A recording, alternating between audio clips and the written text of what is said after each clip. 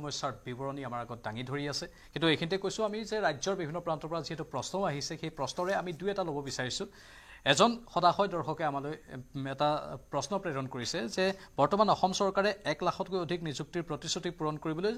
যোৱা 2023 চনৰ ডিসেম্বৰ মাহতেই ডাইৰেক্টৰেট অফ এলিমেন্টাৰী এডুকেশ্যন অৰ্থাৎ ডিইইৰ অধীনত প্ৰাথমিক শিক্ষক পদ এলপি ইউপিৰ প্ৰায় 5550টা পদৰ বিজ্ঞাপন মুকলি কৰি দিছিল আজি প্ৰায় 6 মাহ উকলি গল গতিকে সেই শিক্ষক পদসমূহৰ নিযুক্তি প্ৰক্ৰিয়া চৰকাৰে কেতিয়া সমাপ্ত কৰিব বা কেতিয়া নিযুক্তি দিব এটা প্ৰশ্ন গুৰুত্বপূৰ্ণ প্ৰশ্ন কিন্তু এইখিনিতে আমি যিখিনি তথ্য পাইছো আমি বিভিন্ন জনক যোগাযোগ কৰিছিলো শিক্ষা বিভাগৰ আৰু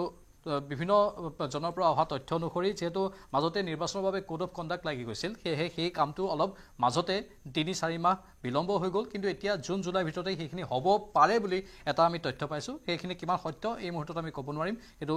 লক্ষ্য কৰিম আমি সংবাদ মাধ্যম হিচাপে যে সেইখিনি কাম সোনকালে হয় নে নহয় যদি নহয় স্বাভাৱিকতে আমি বাতৰি হিচাপে সম্প্ৰচাৰ কৰিম আৰু এটা প্ৰশ্ন আহিছে যে